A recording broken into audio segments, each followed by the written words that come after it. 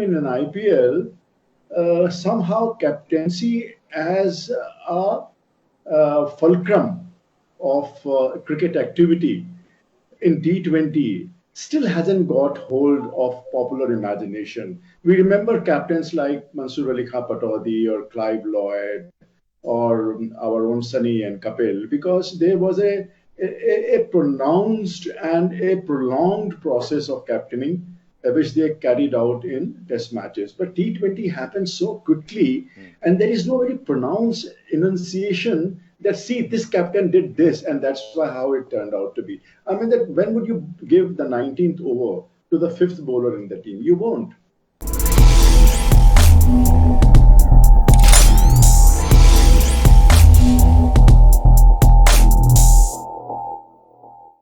And if you feel a Chris Gale is susceptible to a spin, you would put a spinner on. So it really is very debatable to begin with how big a role a captain has in T20 and whether it stays in mind or whether everyone is interchangeable. It's a revolving door kind of a situation.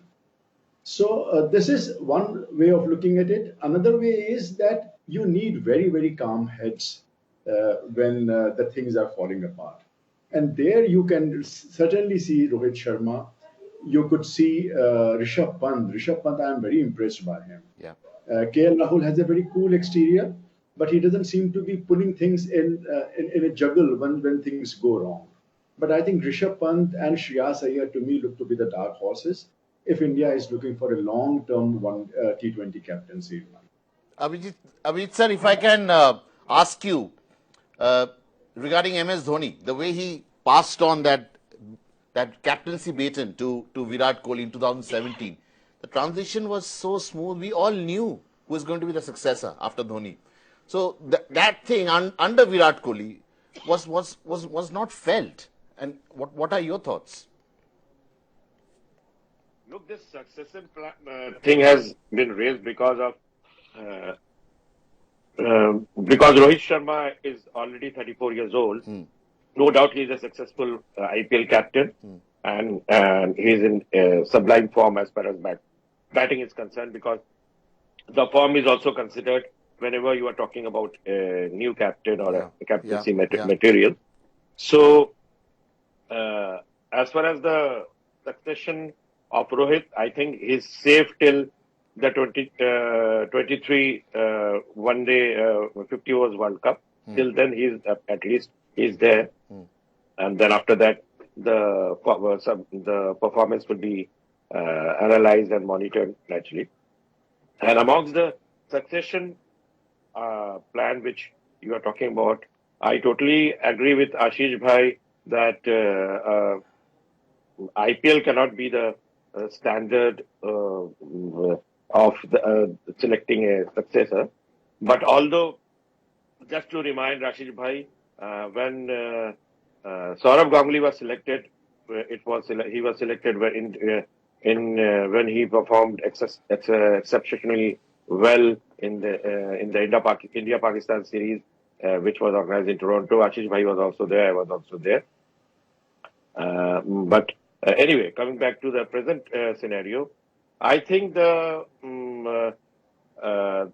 three persons which KL Rahul, Shreyas Iyer, and Rishabh Pant, others are not in the succession plan now. I don't know how they will perform. They will be minutely observed their performance during the IPL.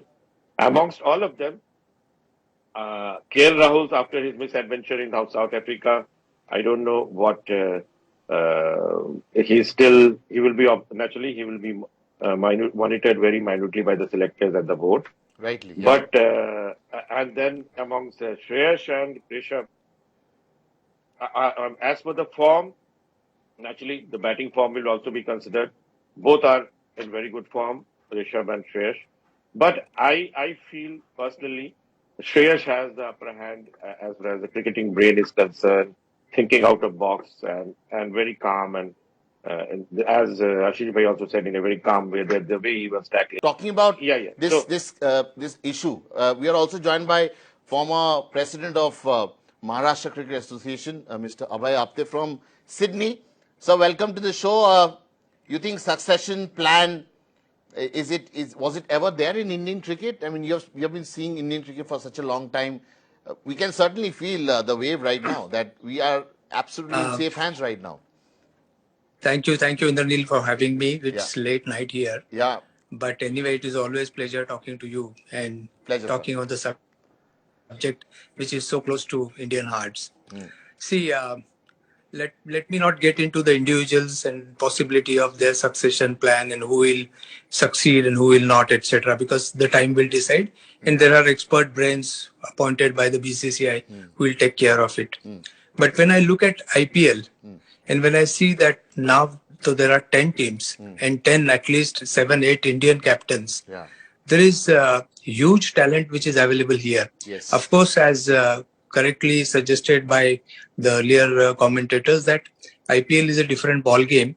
But then it is also a complex issue in the sense at times the captains get involved right from the auction stage.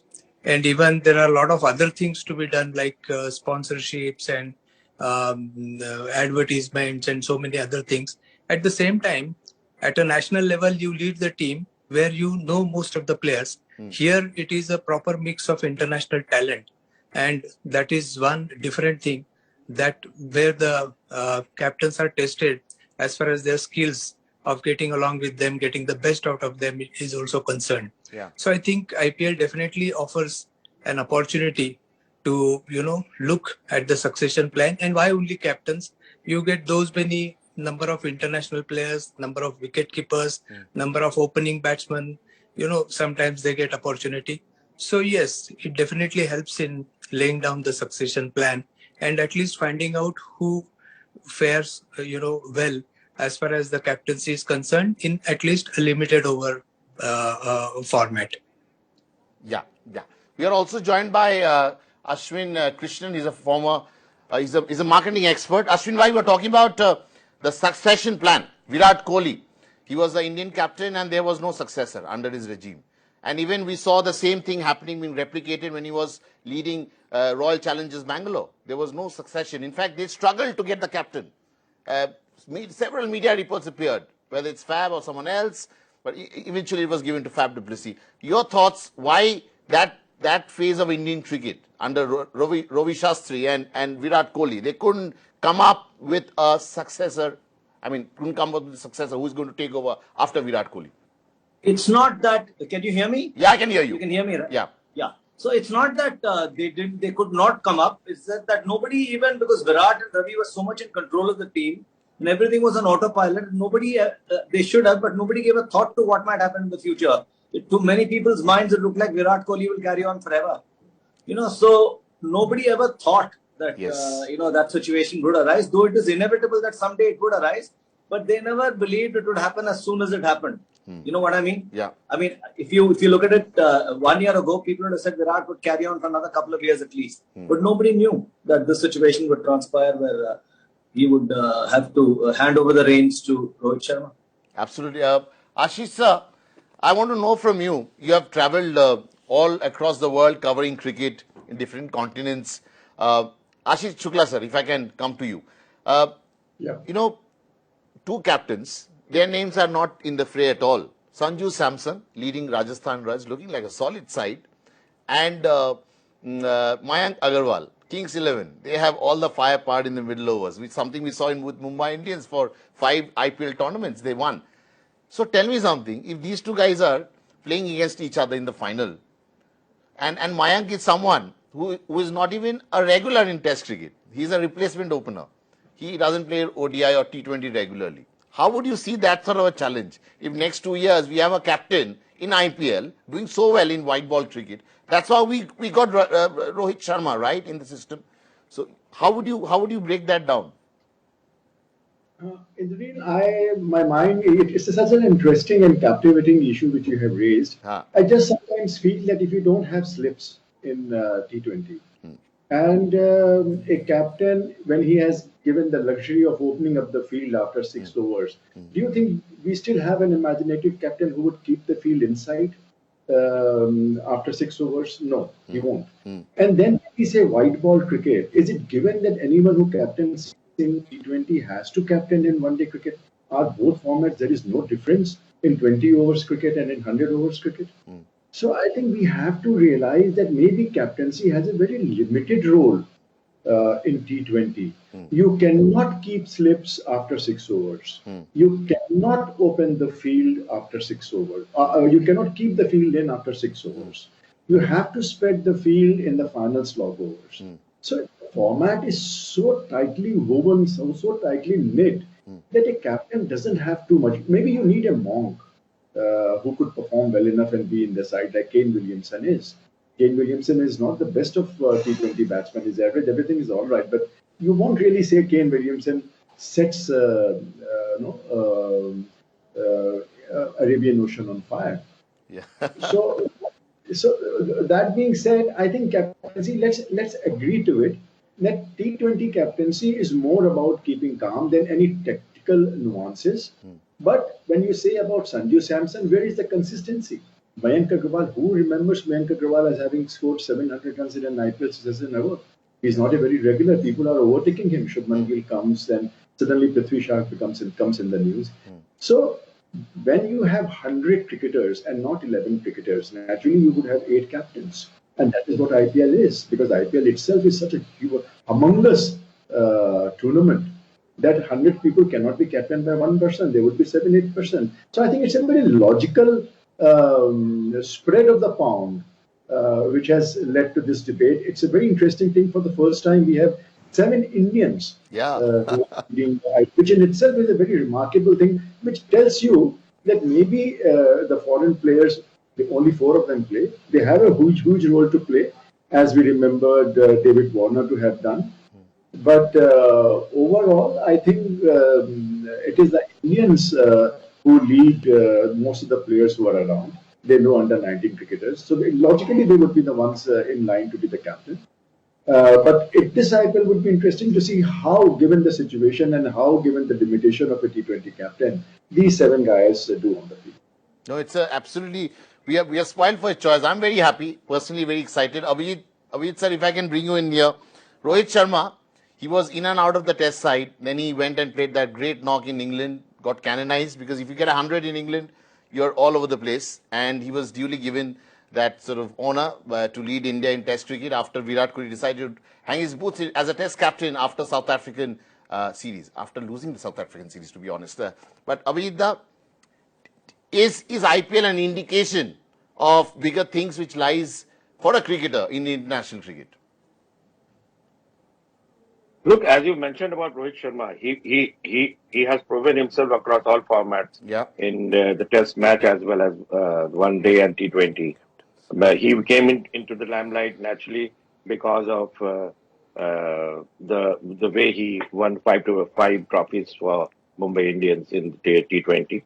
So naturally, IPL becomes a platform to come into the limelight. How you have led your team in during the long IPL schedule, and then if you reach the final, if you win the trophy, naturally people will take notice of you. But as I mentioned, it is a package. Like everybody was, I think a month back when after Australian series, everybody was talking that the ultimate replacement after Rohit Sharma is Rishabh Pant. But all of a sudden now Shreyas Iyer has come in the picture. He is in, as far as his batting is concerned, he is in sublime form. He has performed in Test as well, One Day and T20. We will see in the KKR in this IPL phase, and till now he has shown promise, no doubt about it. So now, according to me, the 2 prime successors who are in the picture is Shreyas Iyer and Rishabh Pant. KL Rahul is of course there. He is not out of the picture, but he will be observed. And after his misadventure in South Africa, and now the way he tackled the first match he played in under his leadership in this IPL. Yeah. But I want to bring in Apte sir.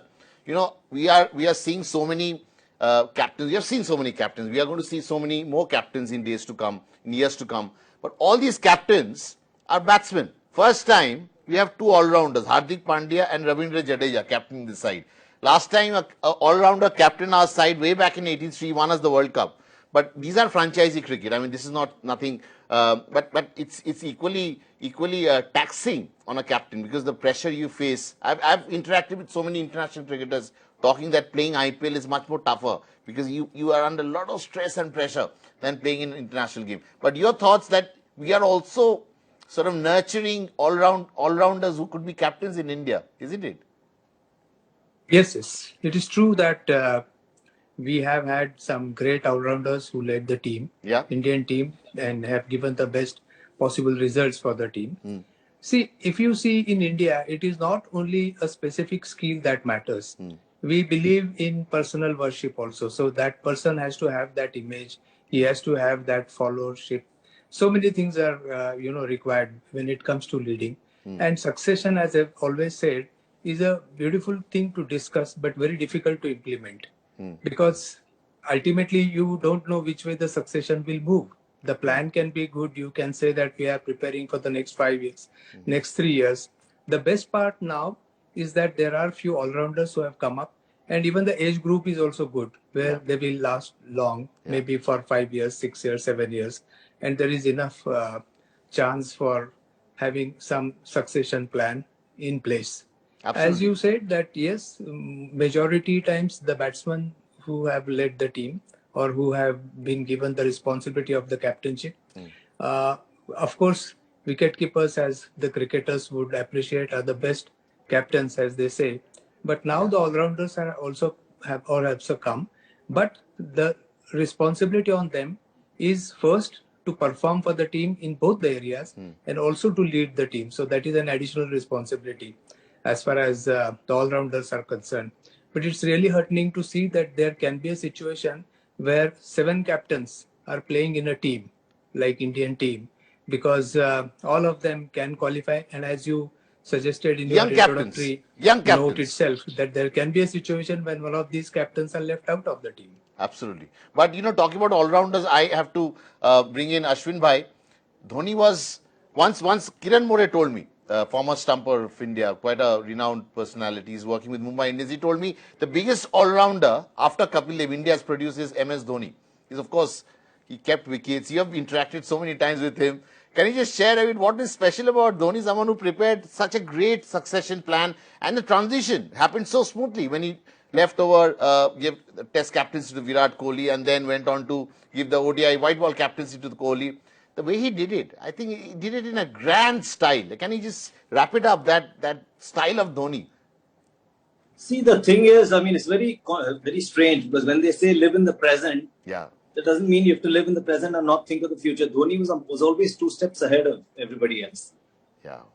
Even the way he played his cricket, even the way he flicked the ball back onto the stump, everything he did was 2 steps ahead of everybody else. So he was already aware of when he retired with 90 test matches, right? Yeah. He just retired because he knew, I'm sure he'd already planned that. It wasn't a knee-jerk reaction. Yeah. So it's not surprising at all that someone like Dhoni was thinking of a successor, because he also wanted to carry on playing for a bit, and he was thinking of a successor, and he planned it that way.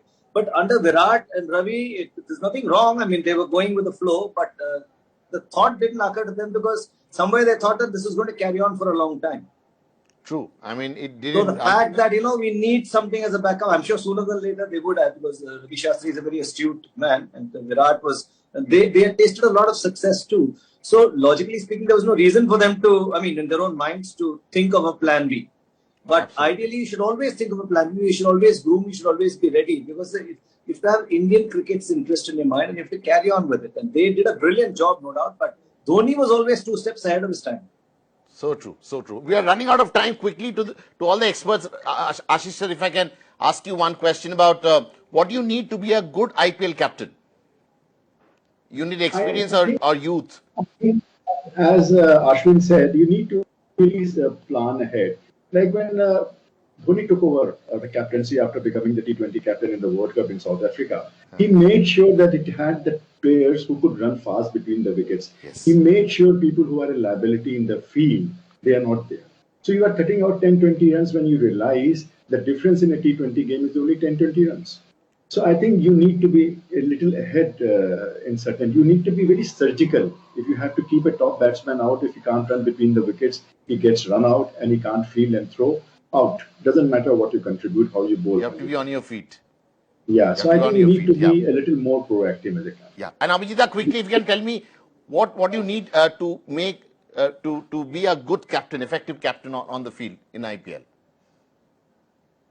Look, most of the captain, as we mentioned about Dhoni, especially, that most of the captains who has led in this IPL, they have somewhere or the other nurtured and brought out new talents also. They have the knack of bringing out few talents who went on to do excel for India. Yeah. Like you see, Abhijit, we're running out of time. I'll bring in Apte sir also. What do you need to be a good captain in IPL?